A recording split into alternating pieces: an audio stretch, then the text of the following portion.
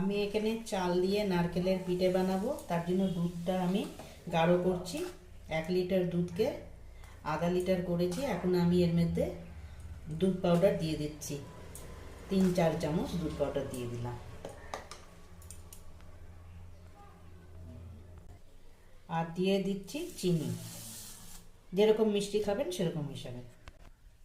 আমি এখানে গোবিন্দভোগ চালটাকে ভিজিয়ে নিয়েছিলাম 1 কাপ। এটাকে আমি মিক্সিতে ঢেলে দেবো। আর দিয়ে দেবো 1 কাপ নারকেল কোড়ানো, মানে যতটা চাল ততটাই আমি নারকেল কোড়ানো দিলাম। আর দিয়ে দেবো 1/2 কাপ সুজি। এই কাপেরই মাপে আমি সবগুলো দিয়েছি। এটাকে এখন একটা পেস্ট বানিয়ে নেবো অল্প অল্প জল দিয়ে। এখন এই পেস্টটার মধ্যে একটুখানি নারকেল আলাদা কুড়িয়ে রেখেছিলাম, ওটা আমি ঢেলে মিলিয়ে নেবো ভালো করে।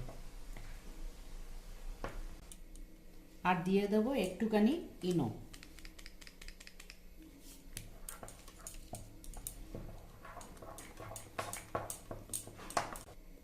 আর এই আপা প্যানটার মধ্যে তেল দিয়েছি, দিয়ে ভালো করে ব্রাশ করে নেব। এখন 1-1 চামচ করে ঢেলে দেবো।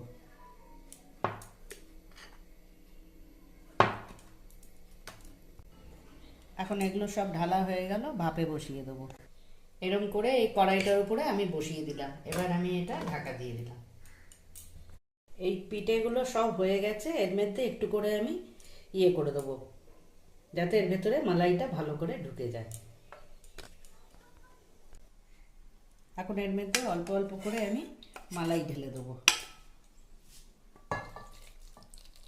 এগুলো যাতে ভালো করে ডুবে যায়। তাহলে কি হবে, এটা ভালো করে এর ভেতরে মিষ্টি ফিষ্টি সব ঢুকবে। আপনারা চাইলে এটা গুড় দিয়েও খেতে পারেন।